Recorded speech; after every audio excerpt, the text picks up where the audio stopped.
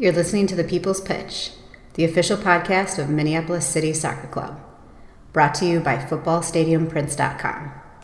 Let's start the show.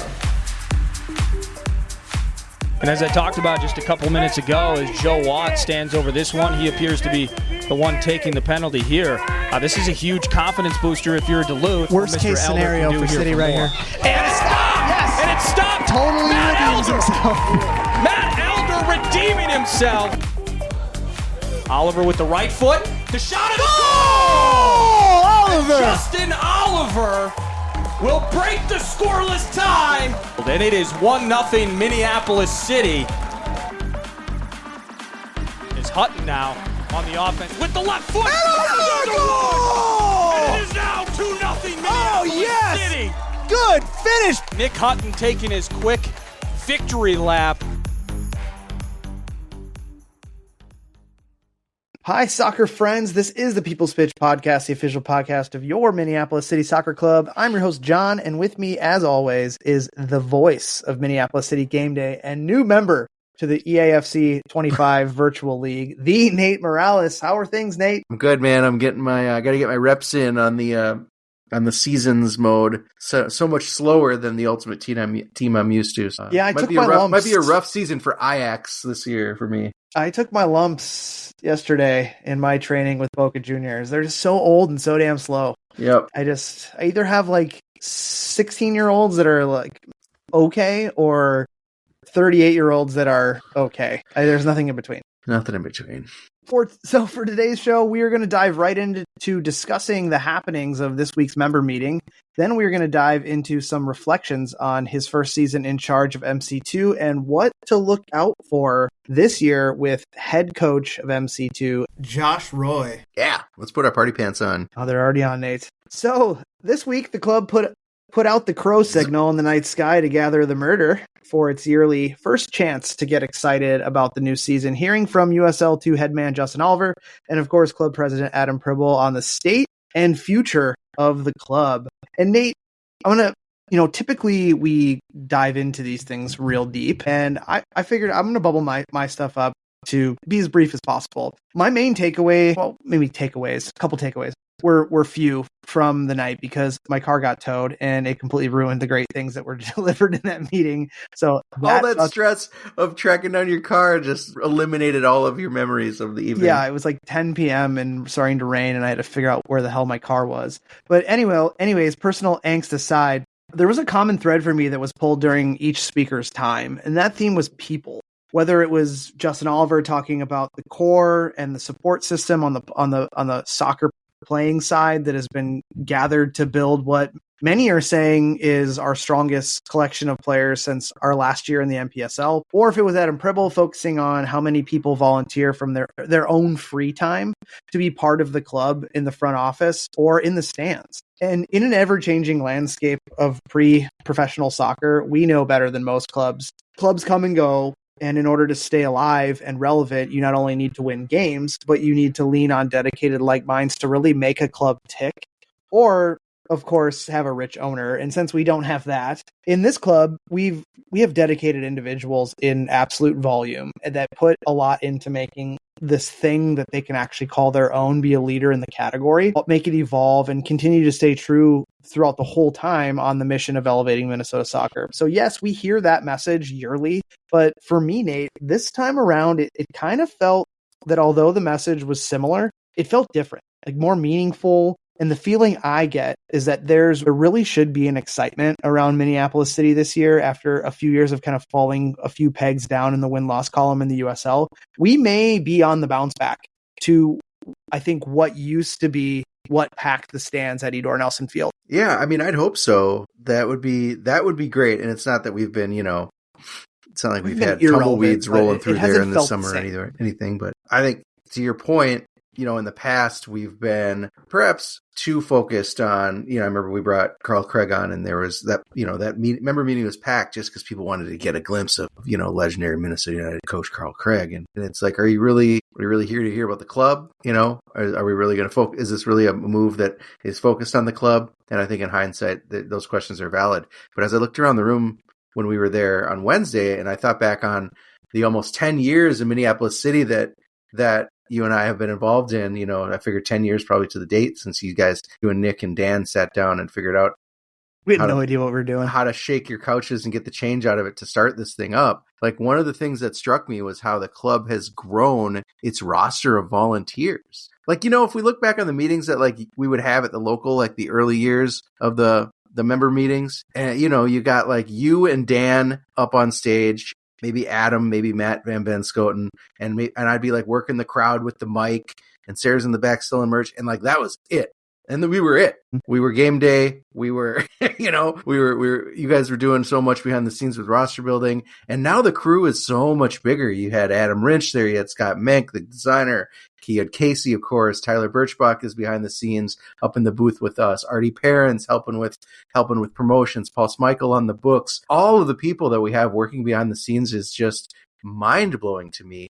And it all feels so much bigger, but like the room reminded me that like our club is still small. It's still a scrappy, rebellious thing. And I think that's so great. Yeah, I agree with you. I mean, we didn't even talk about John Martinson helping with like elevating game day and managing interns and all that stuff. Yep. But yeah, I mean, I think what you said kind of just echoes what I heard as well. And I mean, we've been in 10 of those now, maybe more, when we're out and about trying to generate buzz so we can sell tickets, but it just felt different. And I personally, in even being behind the closed doors and being on the marketing team and being still connected, adjacent to the sporting side, I personally get a more positive feeling this year. And I don't know if there's a single thing I can point to other than the people. Good people. Great people. New to the club last year, this week's guest guided MC2 to an impressive 8-1-1 record, claiming what had become our annual UPSL Midwest West Conference title. Now, since last summer, he has helped to evolve the Futures into its next phase and is set to take on some new challenges in 2025 with the club's second team. We are pleased to welcome to the show MC2 head coach Josh Roy. Josh, how you doing? Good, Nate. Thanks for the kind introduction. I appreciate it. And John, nice to be chatting with you as well. Well, finally, you've been bothering me enough to get back on the show. Figured it was time, right? I've been itching every week. Desperate for airtime. Yeah, you're either like, when am I going to be on, or when is the new episode coming out? So, all right. Well, Josh, last season was your first with the club, coming from the world of college sports and diving into what we kind of can classify DIY, high-level amateur soccer. I'm sure were a lot of firsts for you. Can you talk to us a bit about how your first season went? What were maybe some challenges you faced, some highlights? What would you change? And what made you come back for a second act? Yeah, I think I'll start at the end and then meander my way through the rest of the questions. Yeah, wherever you want. The thing that brought me back is, and you guys hear this a lot from other people too, but it's the people. The people in this club are fantastic.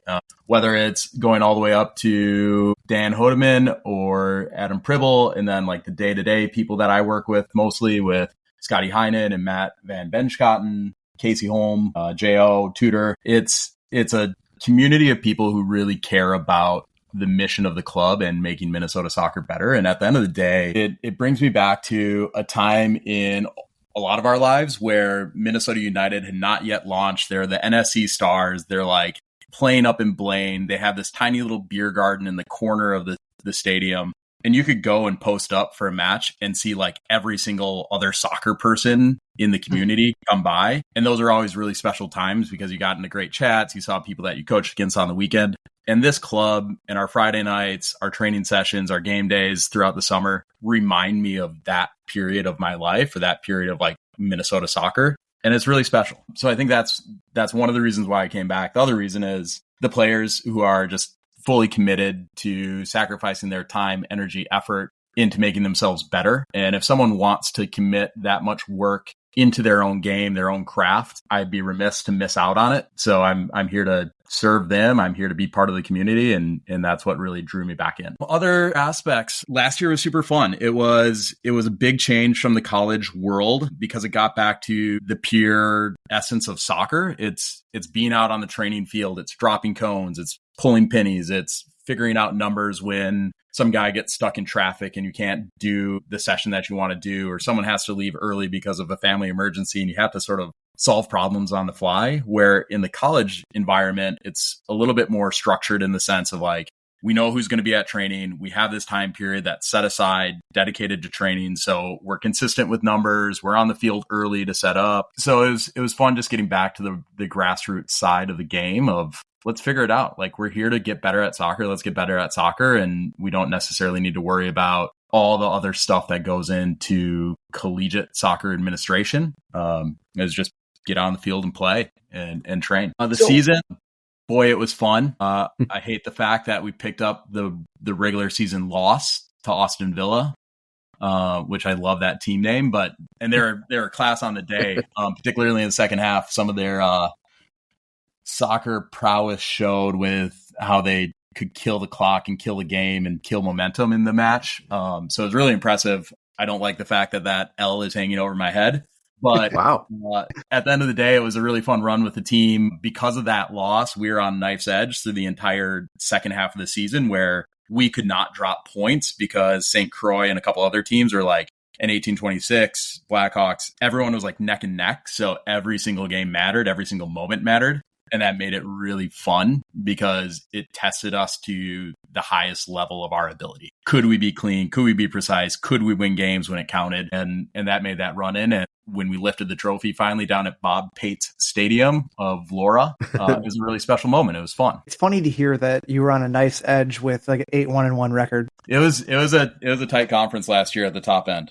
And I think what caused me the most anxiety over all the matches were like the matches against the bottom half of the table, because you didn't want a banana peel game, right? Yeah. You could go into another game against a top team, and like if you lost, it's like, okay, we lost against the other best team or one of the other best teams, versus falling into a match where you maybe drop points to like the bottom place team and you just feel awful about it. So those games always gave me anxiety, but we also got through them. So at the end of the day, all good. So the UPSL, it is what it is. We'll just kind of leave that statement there. It provided us a home for what the club needed when we wanted to evolve the former U23 group into like no longer being a non-league training side for the first team. What value did you see in that league for the club last year in your first year with it? And then also the inverse. What do you feel about the club leaving the UPSL, and why might it be a good move for the club? Yeah, UPSL last year, I think it helped having competitive games that count, and they're on a website, and there's like a trophy to lift at the end of the season. I think motivates some players differently than it motivates other players. So it helped keep us focused and ticking over throughout the season and making sure that training levels are high and guys were committed and showing up. So I think in that sense, it was really valuable last year. I think the other thing that helped last year with U21 and the U19 teams, sort of having two teams in support of the USL2 squad, having a place for both those two teams to play without having to scramble to get matches was beneficial too, particularly with some of the new staff coming through. I think just having a league structure helped with scheduling and timing, and sort of took one potentially messy part out of the equation and made things a little bit simpler for us as a club. Why I think that the approach to MC2 this year is going to be really beneficial. There's a few things. One, and I think this is the biggest factor, is we will be able to extend our game season, our like competitive schedule, if you will, all the way through the later part of July, where last year when we lost to 1826 in the playoffs, that was like June something, like right at the end of June or like July 1st. And after that, we just had training sessions. We couldn't really pick up exhibition matches for a variety of reasons. And it just left our college players with like a 6-week window where they weren't doing as much as they could do to get ready and be prepared for their collegiate season. So I think by shifting this year, we solve that problem. We fill that gap to ensure that our college guys are going back in a good place with fitness, confidence, touch on the ball, etc. So that's really good too. With the UPSL matches and USL games last year, there was difficulty moving players between the rosters for whether it's a USL2 guy who needed some minutes coming back from an injury, or he's just stuck on a bench for a little bit and needed some time to play, or it was a UPSL player that was performing really well and we wanted to get him into the USL2 setup. Because we had two competitive seasons overlapping with each other, it was tough to figure out the timing at times, where like we'd maybe have a UPSL game on a Wednesday, USL would be playing away in Milwaukee on like a Thursday or Friday, and it was just tough to make that ask of our players to say, turn up on Wednesday, play, travel 6 hours on a bus. You might not get any minutes or might only get sub minutes, and then travel 6 hours back. And then you might play the next UPSL game on Sunday. It was just a lot to unpack. And I think this year we'll have more flexibility. That's nice. I mean, I think that, there are a lot, it feels like, or it sounds like there are a lot of internal reasons. There's a lot of reasons, logistical reasons why this move away from the UPSL makes sense. But I'm going to play the skeptic for a chunk of this interview. And I'm not going to say that obviously this was your decision at all, Josh, but I'm going to make you defend it. Please do. I heard you talk about how competitive and how excellent that U23 season was, or U21 season was last year, especially in the second half. And that kind of pushes against the talking point that we heard from Adam a couple weeks ago and just the other night down in the corner bar that you know what, we're just sick of winning. When you win the UPSL every year, what's even the point of being in the UPSL? There can't be that little value in a league that you win every year, right? I think it's mixed. I think one of the things that we had to do as a club, and I've been reflecting on this myself since the announcement, it's what's the role of the second team and the third team, or the second team MC2 now, and the Futures program? What role and what purpose does that serve within our club ecosystem, and what purpose and what role does that serve in the broader Minnesota soccer community? And I think as I reflect on it, I think one of the things that is beneficial is it allows for more focus or a refocus on player development. And I think a big time frame or a big age range that's challenging for soccer players is that 18 to 22 range, sort of the college years of how do you transition from being a youth soccer player, mom and dad maybe keep your schedule, your training is pretty well defined, and then you get into college and you're now moving between a college environment, a club environment. It's not quite as clean as the high school club environment that a younger player goes through. And then what does that transition into pure adult soccer? So this shift will allow us to focus more on how do we bring a younger player through, a 17, 18-year-old guy? How do we bring that kid through MC2, introduce them to what is successful at the college system by playing with older players? And what do you need to do to develop your game to become a good adult soccer player? Where last year there was, not that we didn't focus on development, but because the league was competitive and we wanted to win it, there were times that competition and winning was prioritized or took prominence over development. And I think at the end of the day, this shift to MC2 will allow that development focus to remain steadfast, and it will broaden our player base to matriculate into the first team over the years to come. Cool. You mentioned competition as kind of a motivator for a lot of the players that you worked with last year, and just in general, this idea of working together to raise the trophy. And I agree that I think one of the benefits to a league is that it allows the players to formulate relationships that both with one another in the name of that common goal of lifting the trophy, but also external relationships. And I mean rivalries, right? St. Croix is a great example. That is a UPSL rivalry that we were happy to have built up over the years because both teams were so competitive in that league. Only a couple years ago, matchups like the one coming up at the end of May against Duluth would be a marquee billing. But for the players in your U23 pool or your MC2 pool right now, I'm wondering if that kind of matchup generates a bit of a shrug. Do you think it's important to instill a little bit of meaning into some of these games in this friendly schedule? And how would you do that? Yeah, it's a good question. So there will be some familiar teams on the schedule. There's St. Paul Blackhawks. It looks like we're potentially going to be playing 1826, potentially if things fall into line. Rematch. And then in addition to that, when we are building out, or as we've been building out this MC2 roster, we've been trying to approach it, almost looking at it by making sure that we have some guys in the program, in the MC2 setup, that carry club culture. Those steadfast guys that have been around for 3-4 seasons, that understand some of the history of the club. They'll know the Duluth rivalry. They'll know some of the stories of how two players got into a fracas out on the field, or how someone drew a yellow card or a goal that was scored. So we're going to have guys that are going to carry some of those rivalries and some of that historical context that's important to like club culture and just like understanding what it's like playing for the badge. And then with the addition of MC2 playing and like our senior pool, if you will, playing in the Super Cup, there's a trophy that's at the end of that. So we sort of get the best of both worlds where we get to renew some older rivalries. We get to continue to build on existing rivalries from this past year. And then we also get to compete for a trophy together.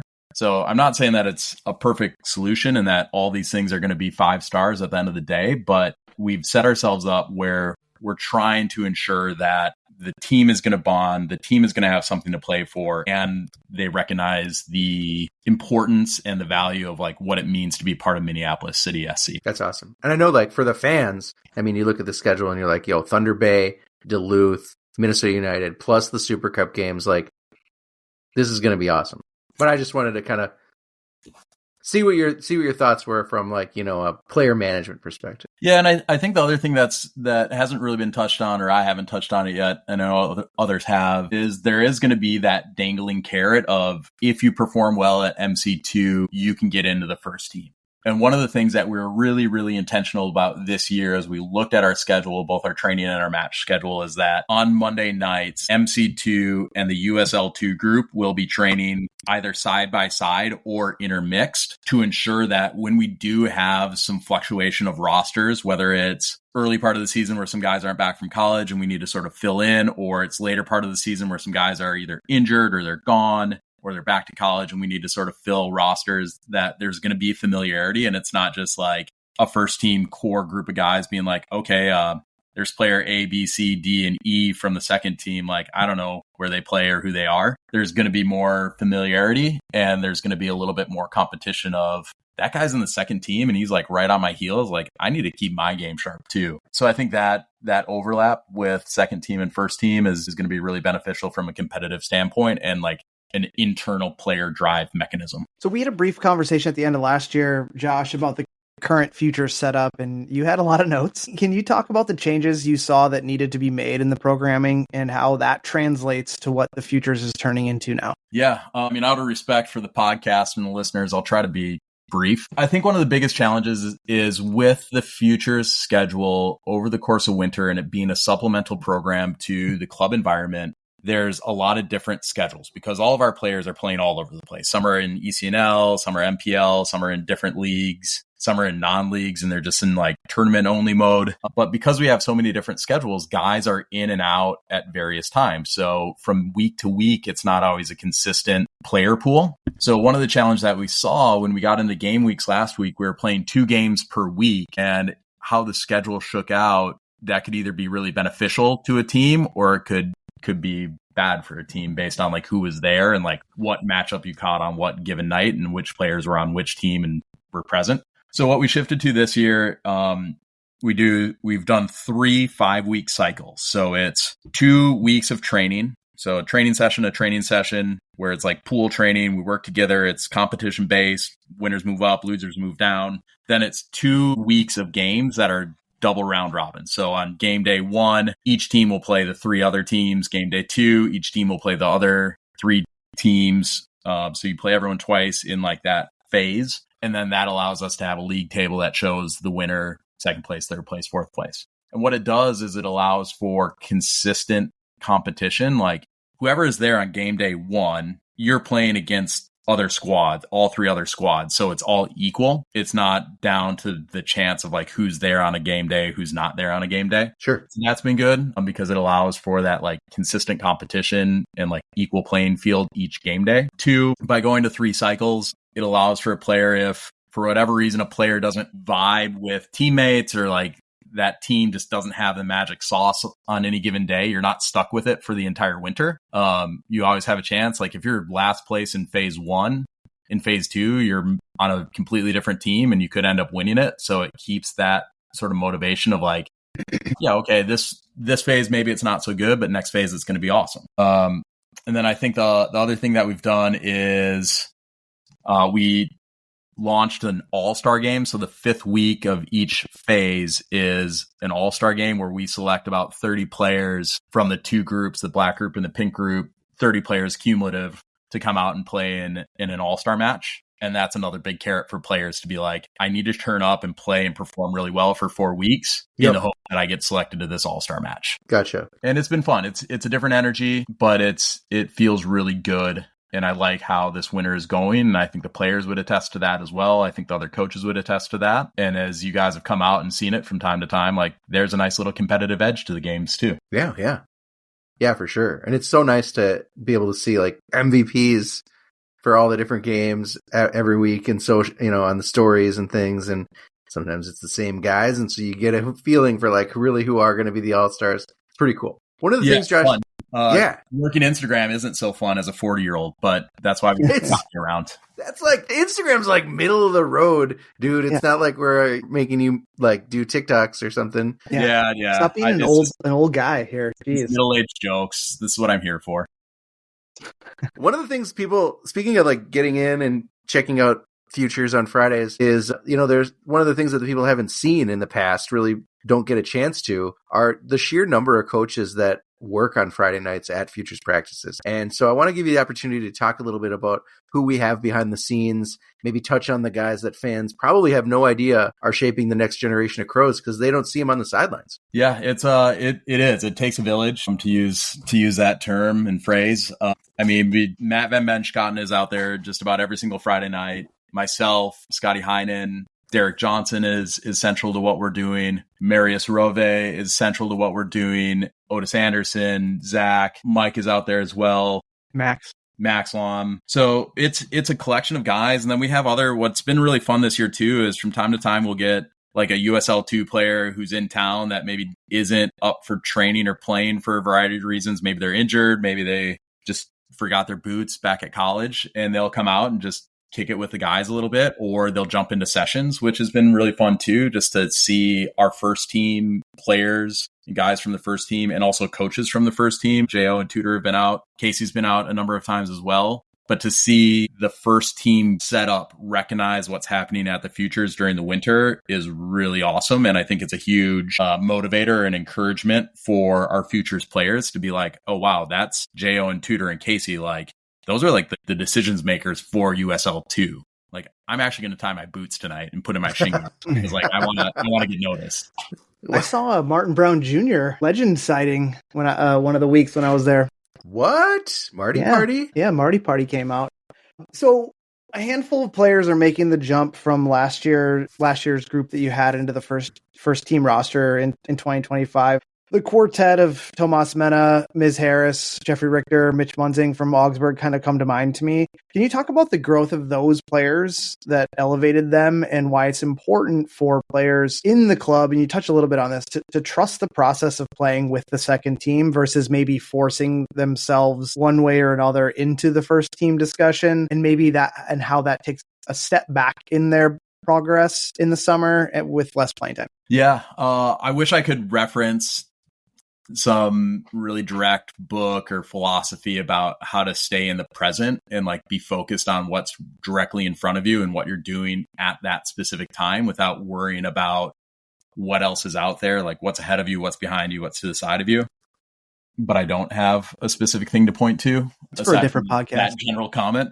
But I think all those guys, they focus, like last year being an MC2, every single day that they turned up, they brought their best game, their best focus, their best energy to training. And that allowed all those guys to have a lot of success with the U21 group last year. Obviously, Mitch had a flying season, was spectacular. Miz got pulled up into the first team and showed really well at that level.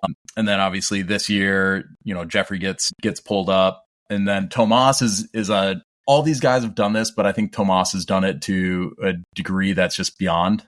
He is someone who's been with the club for like 4 years. He has shown up every single week to Future stuff throughout every winter. He like leads warm-ups. He's positive. He reinforces good things with his teammates. He tries to lift guys up, puts a pat on the back for a younger guy if they're having a tough time and like need a little bit of a boost.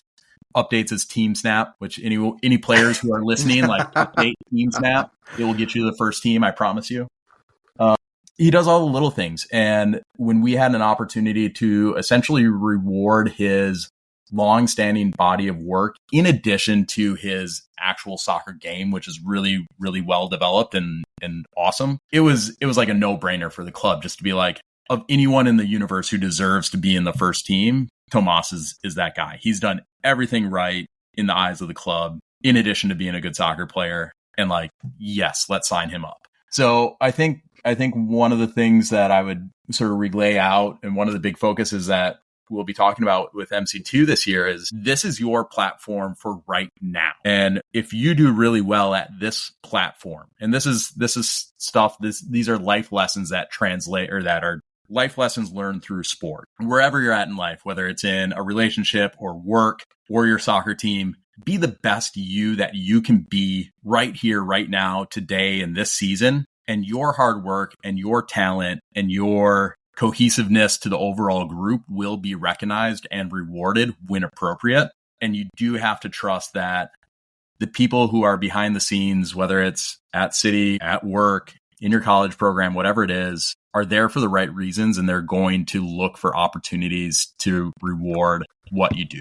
So the 20-some guys that are going to be on my roster, they're going to hear that like day after day about, this is your opportunity to turn up and be your best. And you get to impress each other. You get to compete with each other. You get to work with me and the staff. And that's going to set you up for future success, whether it's here, a different club, your college team, or potentially in life, if you can translate these lessons to go beyond the walls of soccer. That's great. I think that, you've got to do a good job of speaking to the common goal of all these guys. And I think your point is well taken that, everybody goes about it a little differently, or to the best maybe of their ability, short of, nobody being able to update their team snap.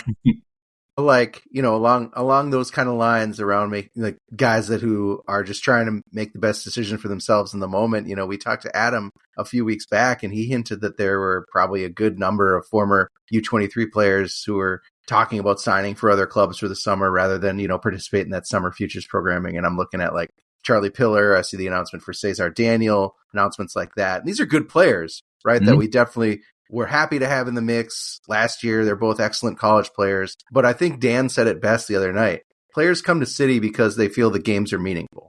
I wrote that quote down. I thought that was good. And Justin said it too. So I'm wondering what kind of conversations you've been involved in with the front office about maybe some long-term plans to get back there where the games are meaningful for our U23 players. So we don't lose good players like that. I think it's inevitable that a club with the magnitude or magnetism of Minneapolis City, like, you're going to attract a lot of talent. And when more and more talent comes into a small space and there's limited opportunities, there's going to be guys and talent that then exits. And I think at the end of the day, it's what you see in like world football too. Guys will go to a PSG, a Barcelona, Real Madrid, Liverpool, or in, maybe 10 years back, Manchester United, and I'm a United fan, so it pains me to say that, but talent would go to those places. And then sometimes like talent leaves those places and goes and flourishes elsewhere. And at the end of the day, anyone who's been part of our system, like, once a Crow, always a Crow. So whether it's Joe Swallen or Cesar or James Oberholzer, etc., like, we wish those guys the very best. Like, just the fact that it didn't work out this summer here at City for them doesn't mean that the door is closed. It doesn't mean that we wish ill against them. We frankly hope that they go out and kick butt, and then it just reinforces the fact that City is a really good environment for player development. And even if someone can't flourish here or chooses to move to a different club for whatever reason, they still get that benefit of being part of our system at one point, and then they can go off and have success. I love that answer. That sidesteps your question, and you can ask your question again, and I'll probably sidestep it again. But at the end of the day, like, we want all these guys who've been part of our system to go and be awesome. Like, no, I love that answer. And I think, like, yeah, you got to kind of the spirit of the premise of the question, right? But I think that, I really would like to know where